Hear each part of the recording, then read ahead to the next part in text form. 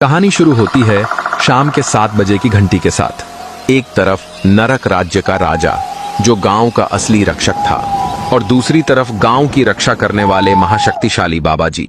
शाम होने से पहले ही गांव के सभी लोग अपने अपने कपड़े समेटने लगे। 7 बजने से पहले हर घर की खिड़कियां और दरवाजे कसकर बंद होने लगे। 7 बजने की घंटी बजते ही सन्नाटा छा गया। गांव में हर तरफ डर का साया फैला हुआ था।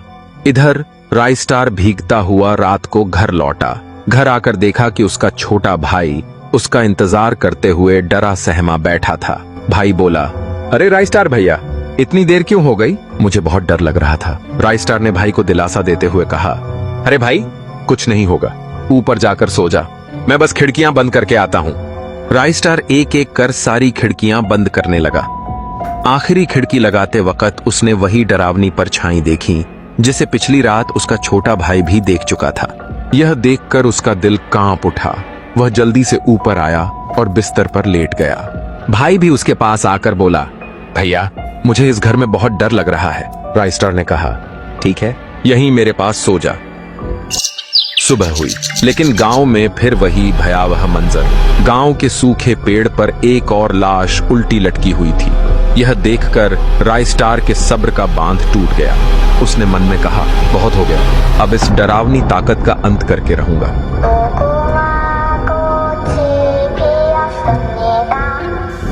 राइस्टार उस रात के घुप अंधेरे में ही बाबा जी के पास चला गया। पहुंचते ही बोला, बाबा जी, अब गांव को आप ही बचा सकते हो, मेरी मदद कीजिए बाबा जी। बाबा जी ने गहरी सांस ली और बोले, ठीक है बेटा, इस बार मैं खुद नरक राज्य के राजा को बुलाने चलूंगा, वही अब गांव को बचा सकता है। राइस्टार को साथ लेकर बाबा जी नरक राज्य की ओर चल पड़े। नरक राज्य एक सुनसान डरावनी जगह, चारों तरफ काली चट्टानों से घिरा हुआ।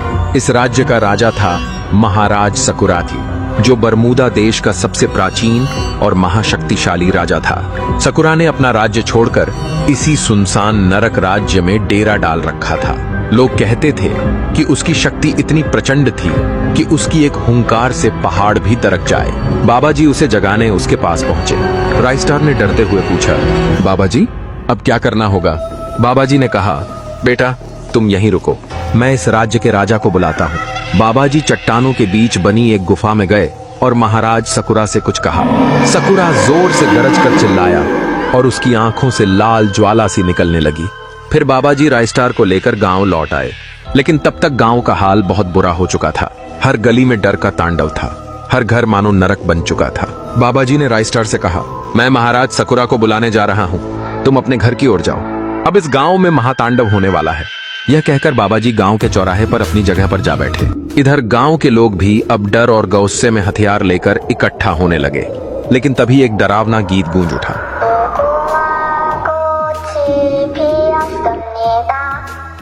गीत सुनते ही पूरे गांव में सन्नाटा फैल गया। लोग डरकर भागने लगे। कोई अपने घर में घुस गया तो कोई खिड़कियां बंद करने लगा। वह गीत किसी मासूम बच्चे का था, जिसे बरसों पहले रूही नाम की एक छोटी बच्ची अपने गुड़िया को सुनाया करती थी। अब सबको समझ आया कि यह सारे शैतानी काम उसी बच्ची की आत्मा कर रही थी, पर कहानी में असली भूत कोई और ही था।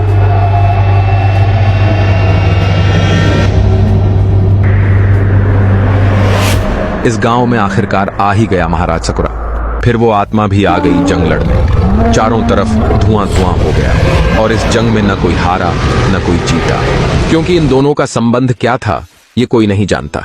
महाराज सकुरा का असली राज्य और उसकी कहानी क्या थी, ये तो बस इस कहानी का एक छोटा सा हिस्सा है। अगर पूरी कहानी देखोगे तो बहुत सारे पार्ट्स में दिखाना पड़ेगा, और इस कहानी के अंत में राइस्टार को भी मिलेगी जादुई शक्ति, और राइस्टार का रूप देखकर सब लोग हैरान रह जाएंगे।